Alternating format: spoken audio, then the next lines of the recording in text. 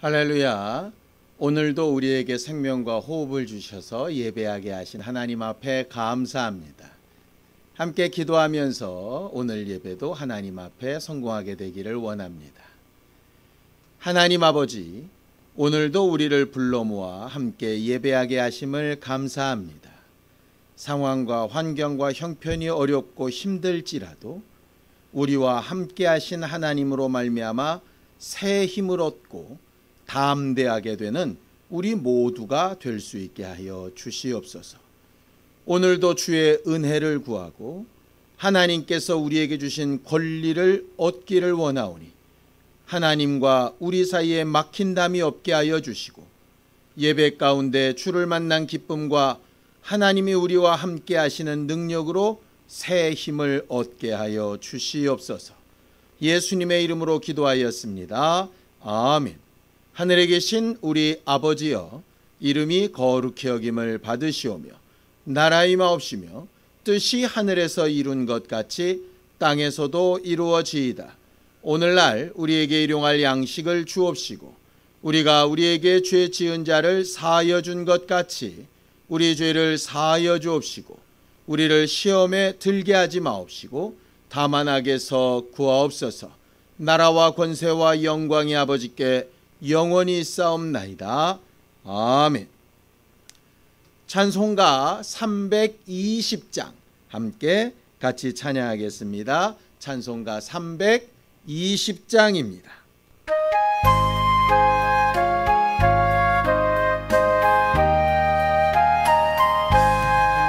나의 죄를 정케 하사 주의 일꾼 삼으신 구세주의 넓은 사랑 항상 찬송합니다. 나를 일꾼 삼으신 주 크신 능력 주시어 언제든지 주 뜻대로 사용하여 주소서. 내게 부어 주시려고 은혜 예비하신 주의 은혜 채워주사 능력 있게 하소서. 나를 일꾼 삼으신 주 크신 능력 주시고 언제든지 주 뜻대로 사용하여 주소서. 죄의 짐을 풀어주신 주의 능력 크도다. 나를 피로 사신 예수 내 맘속에 오소서. 나를 일꾼 삼으신 주 크신 능력 주시고 언제든지 주 뜻대로 사용하여 주소서. 주여 내게 성령으로 충만하게 채우사 생명수가 강물처럼 흐르게 하옵소서. 나를 일꾼 삼으신 주 크신 능력 주시고 언제든지 주 뜻대로 사용하여 주소서.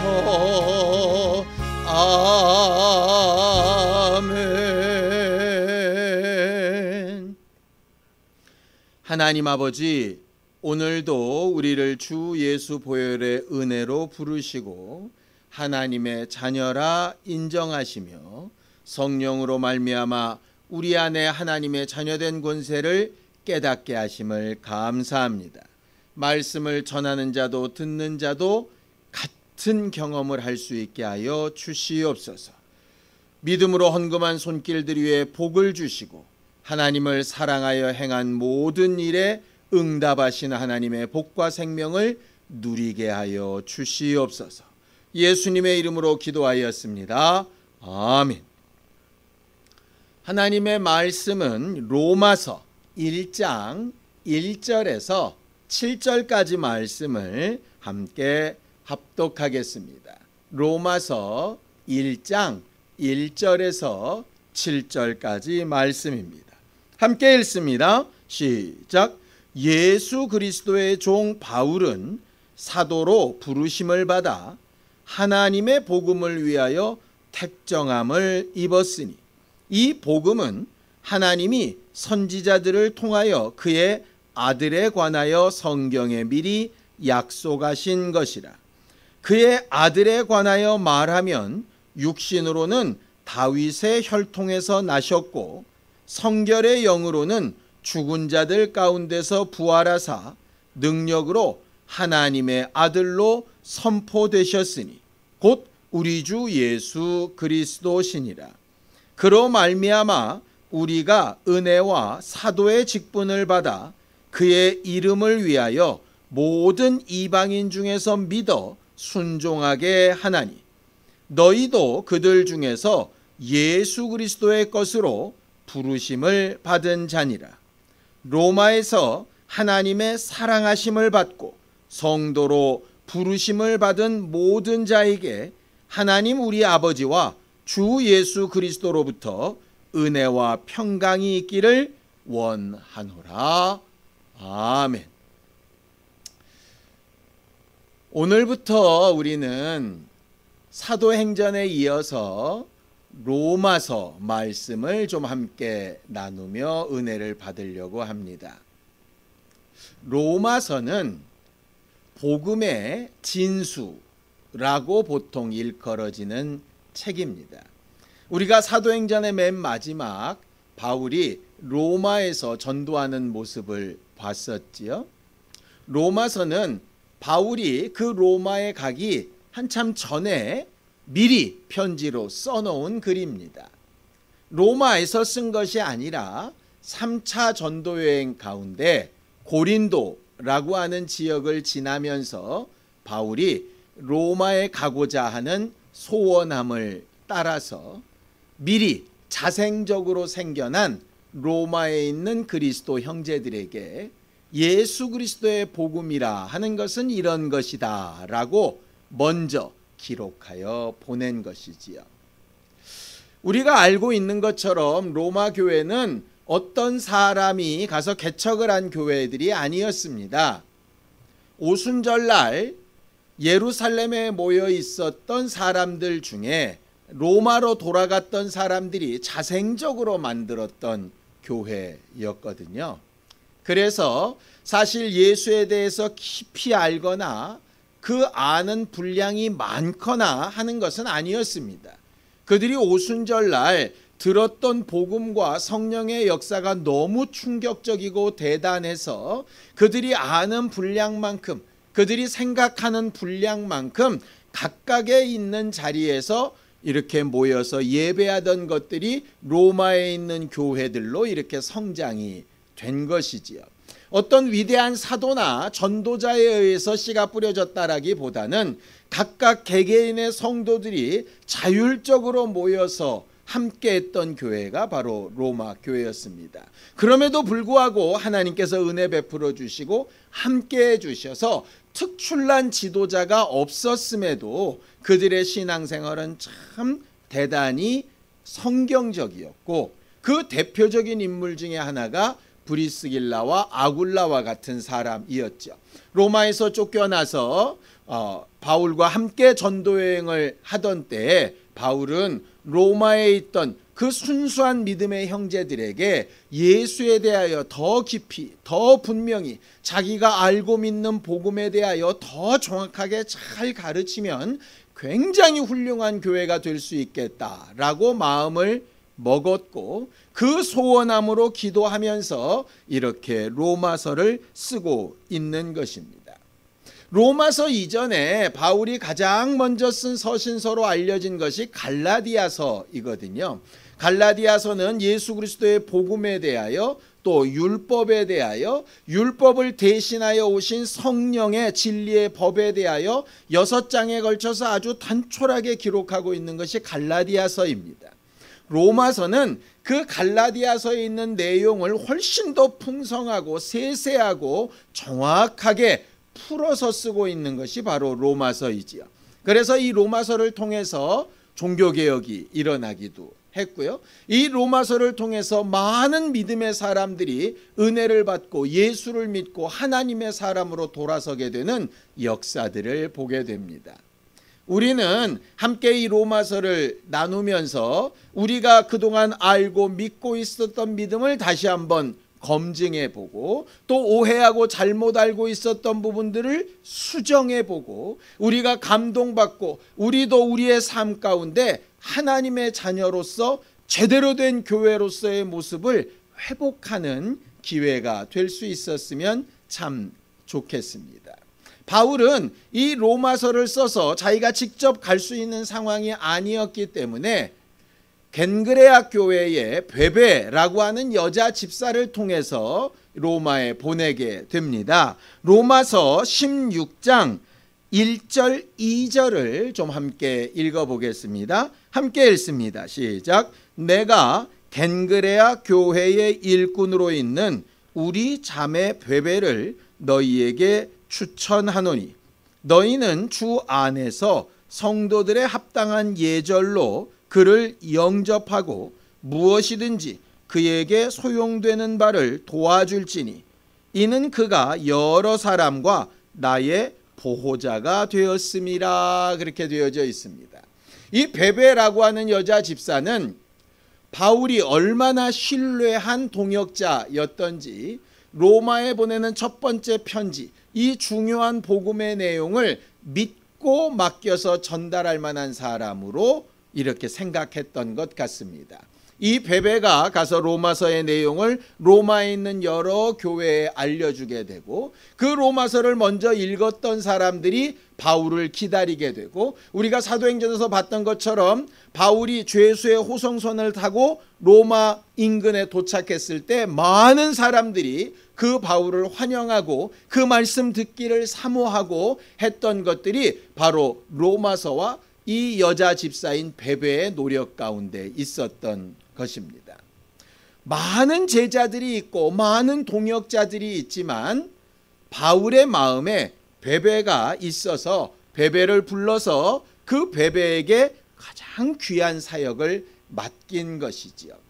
왜 이 말씀을 먼저 드리느냐 하면 우리가 읽은 본문 첫머리 로마서 1장 1절부터 7절까지 중에 가장 많이 반복되는 단어 중에 하나가 부르심이라고 하는 단어입니다. 물론 하나님, 예수 그리스도라고 하는 단어도 있지만 부르셨다라고 하는 동사가 3번이나 연거푸 쓰여지고 있거든요. 자, 로마서 1장 1절을 보겠습니다. 함께 읽죠. 시작. 예수 그리스도의 종 바울은 사도로 부르심을 받아 하나님의 복음을 위하여 택정함을 입었다. 이렇게 되어져 있습니다.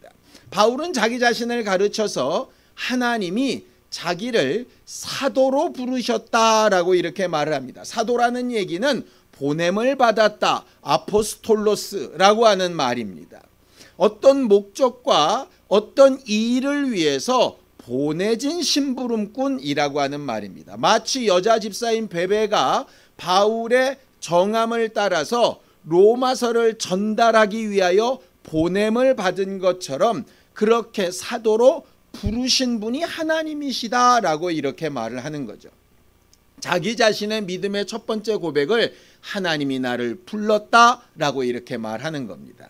자, 로마서 1장 6절입니다. 함께 읽습니다. 시작. 너희도 그들 중에서 예수 그리스도의 것으로 부르심을 받은 자니라. 이렇게 말하죠. 사도인 바울뿐만 아니라 유대인인 바울뿐만 아니라 이방인인 너희, 로마 사람인 너희, 이미 교회를 이루고 있는 너희도 예수 그리스도의 것으로 은혜로 부르신 자들이다. 이렇게 되어진 거죠. 너희가 믿고 싶어서, 너희가 잘나서, 너희가 똑똑해서가 아니고 하나님이 불러서 너희를 교회로 만드셨다라고 이렇게 말씀하고 있는 겁니다. 7절 또 보겠습니다. 함께 읽죠. 시작. 로마에서 하나님의 사랑하심을 받고 성도로 부르심을 받은 모든 자에게 하나님 우리 아버지와 주 예수 그리스도로부터 은혜와 평강이 있기를 원하노라. 이렇게 되어져 있죠. 거기 성도라 부르심을 받았다라고 이렇게 되어져 있습니다. 이 성도라 부르심을 받은 사람들이라고 하는 말이 바로 교회라고 하는 뜻입니다. 교회는 에클레시아인데요, 불러 모아두셨다라고 하는 말입니다. 모임이라는 말인데 불러내어서 모아두셨다라는 말이죠. 결과적으로 교회는 뭐냐? 하나님의 부르심을 입은 사람들이라고 하는 아이덴티티를 가지고 있습니다. 목사였던 바울도 성도였던 로마 교인들도 동일한 신분인데 하나님이 부르셨다는 거죠. 그러고 보니까 성경에 보면 하나님께서 하나님의 사람들을 계속 부르시는 얘기들이 나옵니다. 비록 죄를 지었어도 에덴 동산을 거니실 때 아담을 불러내시지요. 아담이 어디 있느냐고 부르십니다. 가인이 죄를 졌을 때도 가인을 부르십니다. 아브라함도 불러내시지요. 다윗도 불러내셨고요. 모세도 불러내셨습니다. 하나님은 하나님의 사람들을 일방적으로 아무 느낌도 없이 억압해서 마구 흔드시는 것이 아니라 인격적으로 대화를 시도하시며 부르십니다. 불러서 응답하는 자들을 쓰려고 하시는 거지요. 예수께서도 이 땅에 오셨을 때 자기가 원하는 자들을 부르셔서 12명의 사도를 만드시고 70명의 제자들을 만드시고 또 하나님의 사람들을 불러 모아 말씀을 가르치시면서 변화시켜 나아가십니다. 성령께서도 하나님의 말씀으로 우리를 부르셔서 그 부르심에 응답하는 자들 안에 오셔서 역사하시는 분이 바로 하나님 성령이시지요. 우리는 기본적으로 믿음이 있다라고 할 때 가장 중요하게 확인해 봐야 될 것 하나가 뭐냐 하면 나는 하나님의 부르심을 받은 자인가 라고 하는 것입니다. 전도자를 통하여 부르셨든 아니면 말씀을 통하여 나를 부르셨던 어떤 상황 가운데 나를 부르셨던 간에 하나님이 나를 부르셨는가 하는 거죠. 하나님은 어떤 자들을 부르시는가? 자, 성경을 좀 보겠습니다. 로마서 8장 30절입니다.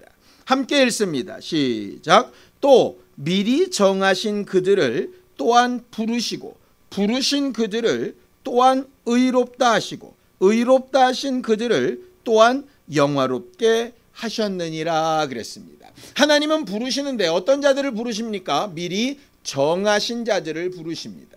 그것이 직분이 되었던 아니면 구원의 말이 되었던 간에 하나님은 하나님의 뜻을 정하시고 하나님의 계획 가운데 저 사람은 이렇게, 이 사람은 이렇게, 이 교회는 저렇게, 저 교회는 이렇게 쓰시겠다고 마음에 정해 놓으신 다음에 그 정함을 일방적으로 밀고 가시는 것이 아니라 그 정하신 것을 따라서 부르십니다.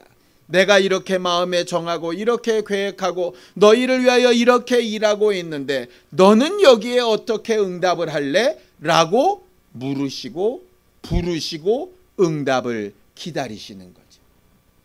신앙생활은 그래서 하나님의 부르심에 응답하는 겁니다. 하나님의 정하심에 동의하는 겁니다. 그것이 없이는 신앙생활이라고 하기 어렵습니다. 우리가 신앙생활을 자기 마음에 올라오는 생각대로 하는 것이 아니라 말씀대로 해야 된다라고 우리는 자주 배웠지요.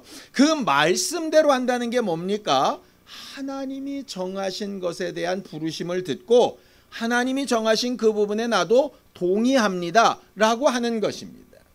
우리가 간혹 동호회나 어떤 모임을 가게 되면 이 모임이 어떤 모임인지 어떤 성격인지 이 교회는 어떤 걸 목표로 하는지 이 모임은 무엇을 목적으로 모인 것인지 그런 걸 알아보지 않습니까?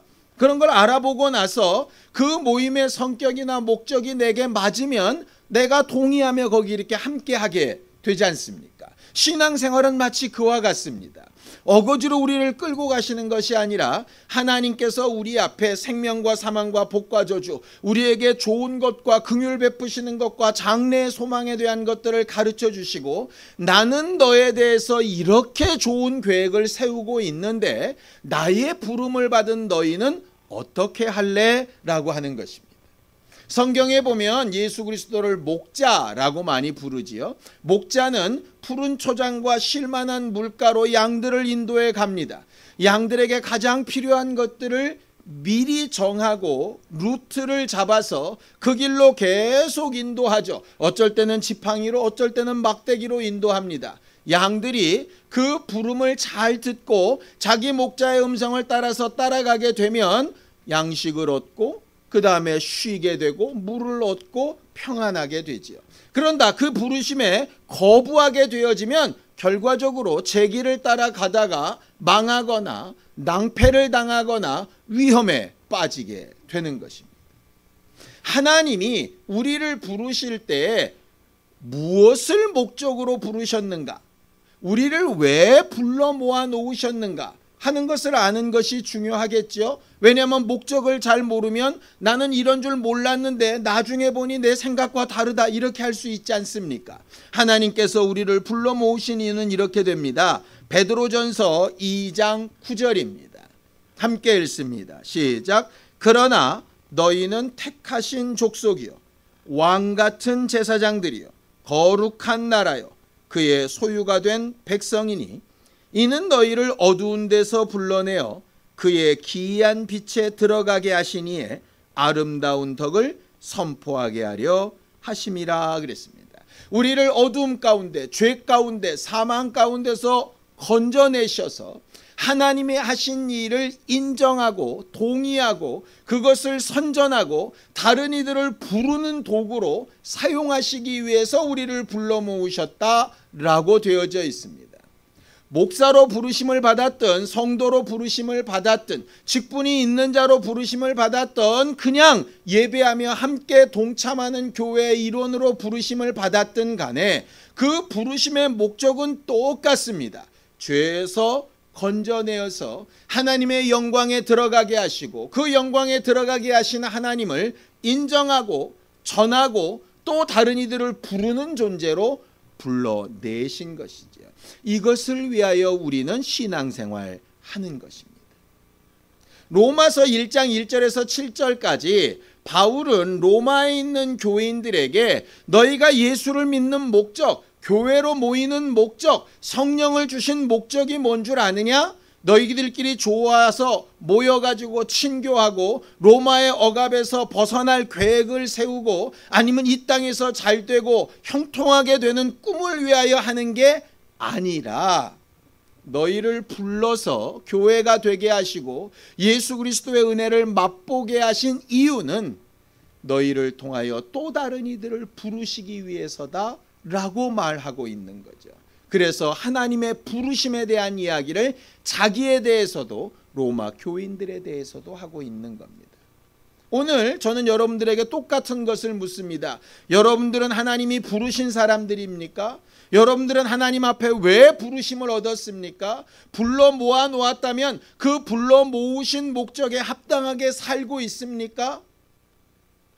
이 부분이 분명하지 않으면 내 스스로는 교회 같고 내 스스로는 믿는 자 같으나 자칫 잘못하면 내 생각에만 그렇고 하나님이 생각하시는 정하신 자, 불러내신 자, 영화롭게 하시려고 하는 자와는 거리가 멀 수도 있게 되는 것이죠. 하나님의 부르심을 제대로 듣지 못하면, 하나님의 부르심에 제대로 응답하지 못하면 이런 결과가 옵니다. 데살로니가전서 4장 7절에서 8절입니다. 함께 읽습니다. 시작. 하나님이 우리를 부르심은 부정하게 하심이 아니요 거룩하게 하심이니 그러므로 저버리는 자는 사람을 저버림이 아니요 너희에게 그의 성령을 주신 하나님을 저버림이니라 라고 이렇게 말하고 있습니다. 하나님이 우리를 부르실 때 분명한 목적이 있었기 때문에 그 목적대로 부정하게 되는 것이 아니라 거룩하게 구별되어서 말도 행실도 삶도 목표도 분명히 세상과는 구별되게 거룩하여져서 하나님의 부르심에 합당하게 생활하고 있어야 하는데 그렇지 않다면 말을 전한 목사, 전도해준 전도자, 그를 권면하는 동료들의 말을 거부한 게 아니라 하나님, 성령의 음성을 거부한 것이다 라고 이렇게 말하고 있는 것이죠. 뒤집어 얘기하면 지금도 우리 문 밖에 서서 문을 두드리시는 그 부르심을 듣지 못하고 깨닫지 못하면, 십자가에 피 흘려 죽으시면서 부르셨던 그 우리의 이름을 듣지 못하고 생각하지 못하면, 지금도 보좌 우편에서 우리를 위해 간구하시며 부르짖고 계신 그분의 음성이 내게 들려지지 않고 깨달아지지 않고 있다면, 나는 자칫 잘못하면 하나님을 거부하고 버린 자가 될 수도 있는 것이죠. 오늘 본문에 말하고 있는 것처럼 우리는 사도가 되었든 성도가 되었든 은혜 받은 사람이 되었든 간에 하나님의 부르심을 입은 사람인가? 라고 하는 것을 기억해야 됩니다. 성경은 예수께서 이렇게 말씀하십니다. 요한복음 5장 25절입니다. 함께 읽습니다. 진실로 진실로 너희에게 이르노니 죽은 자들이 하나님의 아들의 음성을 들을 때가 오나니 곧 이때라. 듣는 자는 살아나리라 그랬습니다. 하나님의 부르심을 듣기만 하면 살아납니다. 죽은 지 나흘이나 되었던 나사로도 예수 그리스도의 음성을 듣고 살아나지요. 이것은 한 가지 예표와 같습니다. 하나님의 부르심을 들으면 살아납니다. 어제까지 그 복음을 무시하고 방금 전까지도 하나님의 말씀을 전혀 가치 없게 생각하던 사람일지라도 지금 이 순간 그 부르심을 듣고 마음과 생각을 바꾸고 회개하여 인정하고 거룩하게 되기를 사모하면 그 순간에 우리는 부르심을 입은 자, 살아난 자가 됩니다. 대표적인 예가 바로 바울이지요. 바울은 다메섹으로 가는 중간에는 분명히 예수 믿는 사람들을 잡아 죽이기 위한 혈기등등한 사람이었습니다. 그런데 다메섹 도상에서 예수를 만나고 그의 부르심을 듣게 됩니다. 사울아 사울아 어찌하여 네가 나를 핍박하는가? 라고 하는 말에 그 부르심이 들려지고 그의 마음과 생각에 충격을 주고 그의 삶을 바꾸게 되고 회개하게 되어졌을 때 그는 예수 믿는 자들을 죽이던 사람에서 예수의 복음을 전하는 사람으로 완전히 뒤바뀌어 거룩하게 되고 맙니다. 이게 바로 바울의 체험입니다. 그러한 체험이 바울에게 있기 때문에 로마에 있는 교인들에게 지금 현재를 사는 우리에게도 똑같이 말하는 겁니다. 너희는 아들의 음성을 듣고 있는가? 라고 하는 것이죠. 설교를 목사의 말로 들으면 안 되는 겁니다. 하나님의 부르심으로 들어야지. 찬양의 가사를 그냥 곡조가 좋은 내 감정을 표현하는 말로 불러서는 안 되는 겁니다. 우리를 부르시는 하나님의 음성으로 들을 수 있어야죠.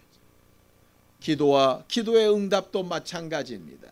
내 소원이나 내가 바라는 것을 이루는 도구 정도가 아니라 하나님께서 우리를 부르시는 음성으로 들을 수 있어야 합니다.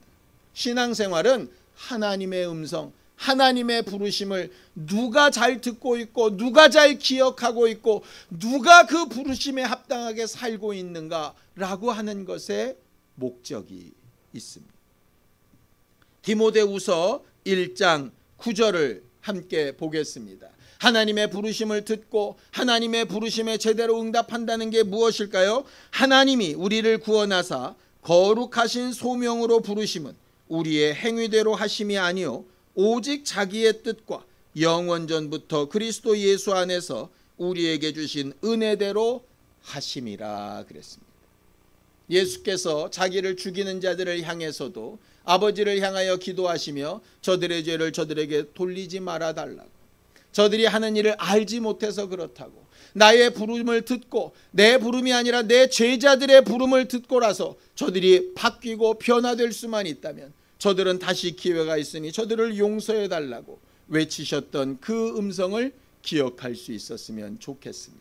우리의 삶이 굉장히 거룩하고 올바르지 않을 수 있습니다. 굉장히 어그러지고 감정적이고 꺾이고 이상할 수도 있습니다. 괜찮습니다. 지금까지 그렇게 살아온 것 어쩔 수 없다고 생각합시다. 그러나 지금 이 순간 하나님의 음성이 들려줄 수 있다면, 그 부르심이 내 안에 영향을 미칠 수만 있다면 주의 은혜로 말미암아 우리의 삶은 바뀌고 우리의 방향도 바뀌고 우리의 생각도 바뀌게 될 겁니다.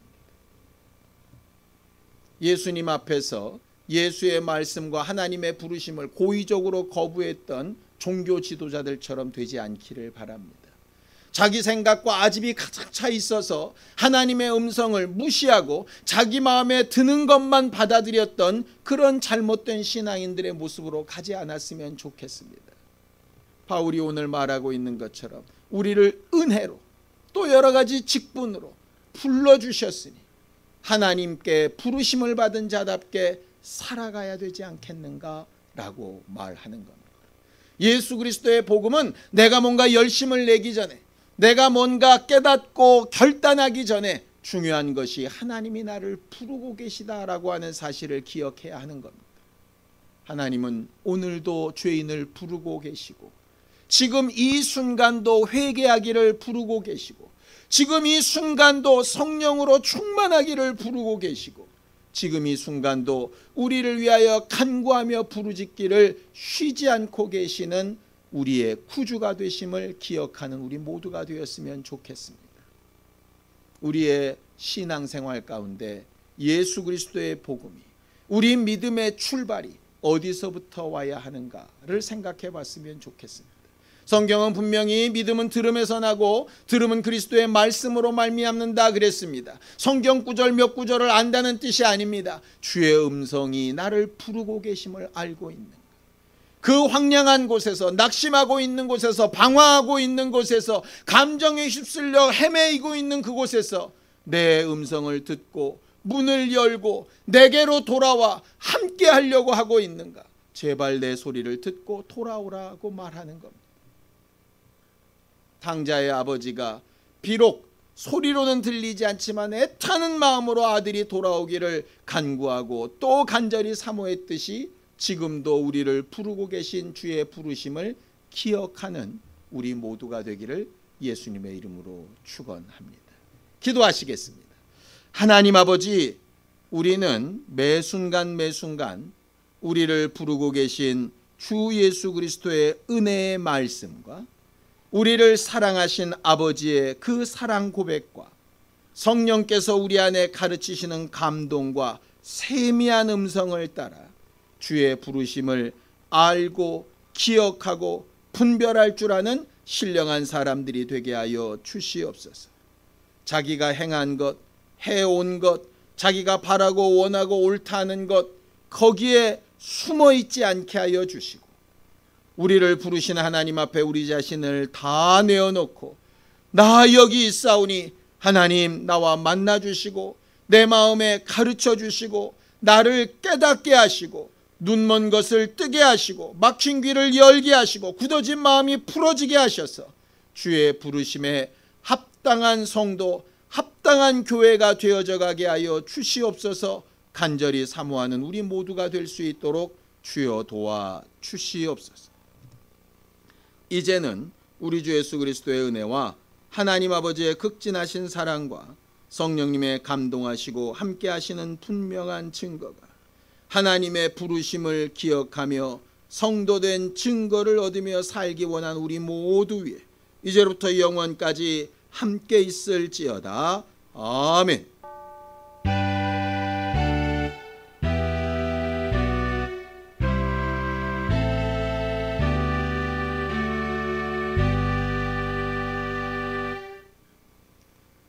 오늘도 주의 부르심을 세밀하게 잘 듣는 우리 모두가 되기를 바랍니다. 감사합니다.